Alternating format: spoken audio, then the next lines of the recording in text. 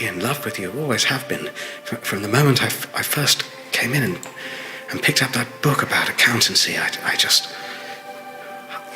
looked at you across that desk, and the smell of the mahogany was filling my nostrils, and I knew that you were the one I wanted to find on the last page.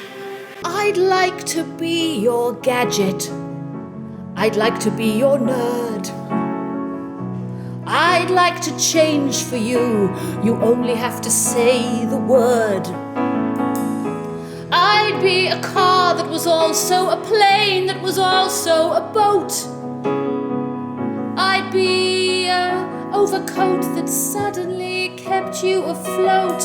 I just wanted to say that sometimes I catch you looking at me, and I know that what you're thinking when you're looking at me like that, and I want you to know that when I'm looking at you, even though I'm not looking at you in that way, I am looking at you in that way. And I never wanted anyone more than I want him right now. And I know that life would be okay if only he would look my way. I like the fact that you don't like big words. Smaller the better. I like the fact that you like me.